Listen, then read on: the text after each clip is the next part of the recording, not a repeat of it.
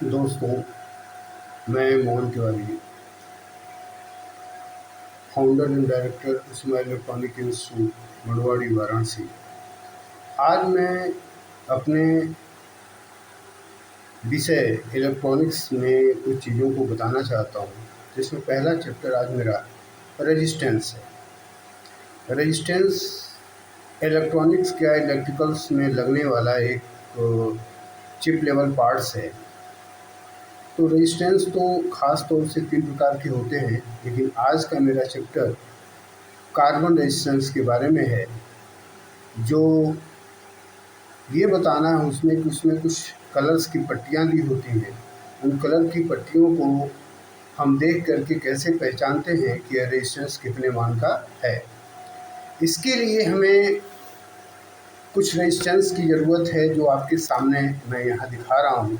ये कुछ रेजिस्टेंस आपके हैं, जो ये कार्बन रेजिस्टेंस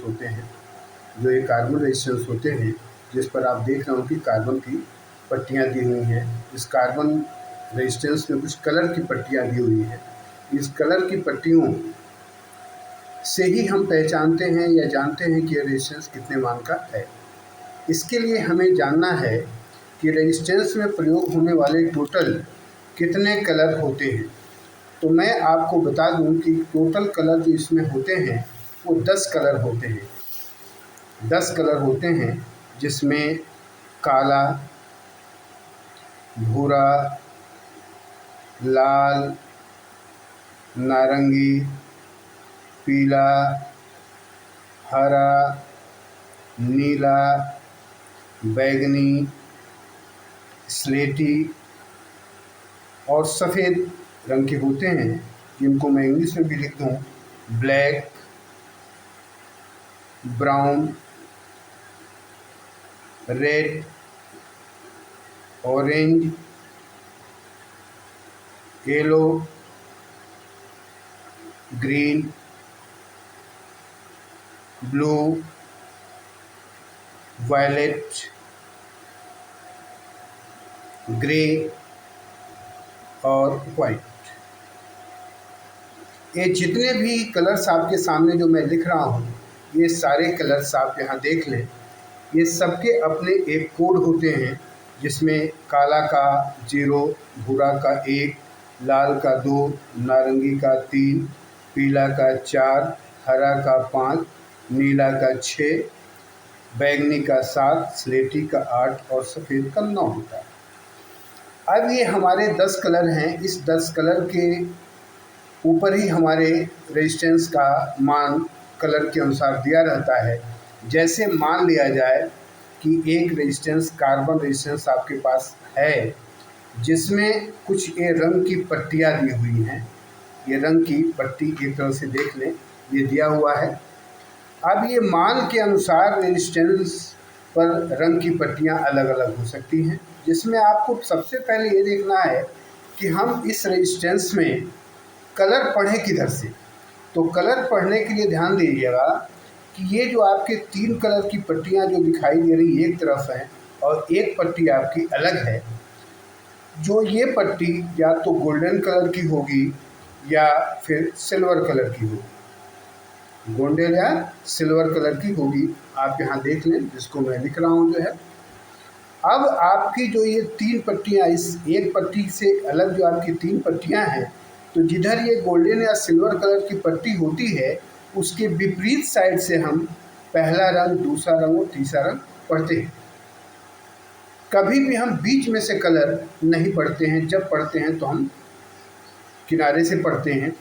अब यहाँ आपको ध्यान देना है कि ये तो कलर की पट्टियाँ हो गई हमारे रेजिस्टेंस में दिया हुआ। आप देख लें, इसमें आपको कुछ दिखाई भी दे रहा होगा। इसमें पट्टियाँ आपको नज़र आ रही होंगी, इसमें कलर दिया हुआ है। हम इस कलर को बता देंगे, लेकिन पहले आपको मैं ये करके दिखा दूँ कि कैसे इसके मान निकाले जाते हैं जो है।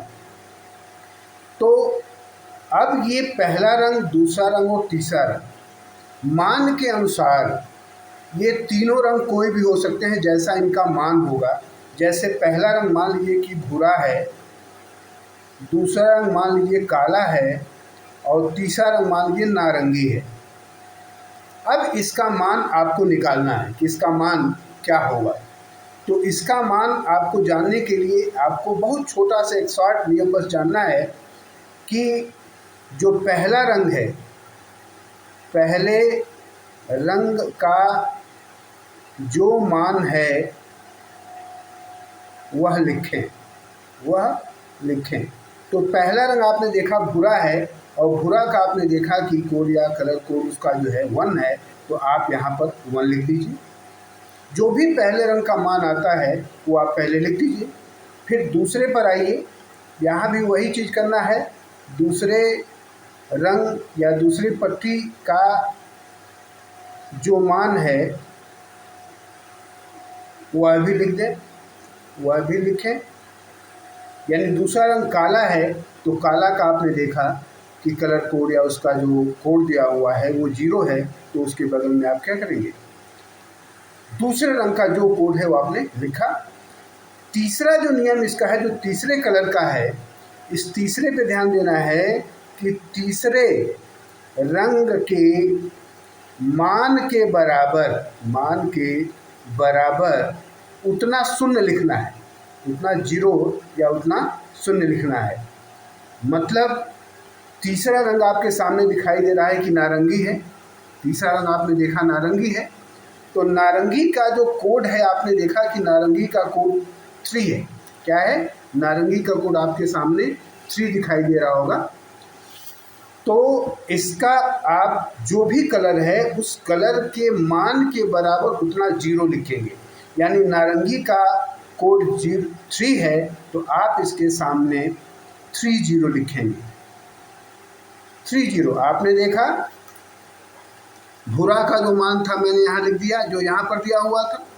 भूरा का काला का जो मान था मैंने यहाँ लिख दिया, और ये नारंगी है, नारंगी का मान 3 है तो हमने 3 0 बढ़ा दिया। रेजिस्टेंस का मान निकालने का सबसे आसान तरीका है ये, आप इसको गौर से देखें, आपको तुरंत समझ में आ जाएगा। ये अब इस तरह से पढ़ेंगे तो इस रेजिस्टेंस की वैल्यू हो गई 10,000 ओम, क्योंकि रेजिस्टेंस की जो इकाई होती है वो रेजिस्टेंस की इकाई जो होती है ओम होती है, क्योंकि रेजिस्टेंस के जो आविष्कारक थे ओम थे, इसीलिए इसका यूनिट या इसका जो है मात्रक जो रखा गया है ओम रखा गया है। रेजिस्टेंस का मान ये हो गया 10,000 ओम। आपने देखा कि जब भी किसी रेजिस्टेंस का कलर कोड निकालना हो या उसका कलर से मान निकालना हो तो पहले रंग का मान जो है वो लिखिए, दूसरे रंग का मान जो है वो लिखिए, और तीसरे रंग के मान के बराबर उतना शून्य लिख दीजिए। आपके रेजिस्टेंस का कलर कोड या उसका मान निकल गया। अंतर ये है कि जब उसका शुरू में मान लिखते हैं जो आता है वो ओम में आता है। आप चाहें तो उस रेजिस्टेंस को किलो या मेगा ओम में भी चेंज कर सकते हैं। जैसे 1000 ओम इसको बराबर 1 किलो ओम होता है, और 10 लाख ओम बराबर 1 मेगा ओम होता है। अगर किसी रेजिस्टेंस की वैल्यू 1000 ओम से कम है तब वो ओम में लिखा जाएगा, लेकिन अगर किसी रेजिस्टेंस की वैल्यू 1000 ओम से लेके 10 लाख से कम है तो उसकी वैल्यू आप जो है 1000 से डिवाइड करके उसका मान किलो ओम में लिख सकते हैं जो है, या लिखा ही जाता है। और अगर किसी रेजिस्टेंस की वैल्यू 10 लाख ओम से अधिक हो जाती है तो उसको हम 10 लाख से डिवाइड करके उसका मान मेगा ओम में लिखते हैं, उसका मान मेगा ओम में लिखते हैं। मेरे दोस्तों, मेरा एक छोटा सा प्रयास था आपको बताने का। आज मेरा पहला दिन था, पहली चीज़ की शुरुआत किया हूँ इलेक्ट्रॉनिक्स या इलेक्ट्रिकल्स के चिप लेवल पार्टों का। आगे मैं अन्य और भी पार्टों के बारे में बताऊंगा। आप कृपया इसे सब्सक्राइब करें। धन्यवाद।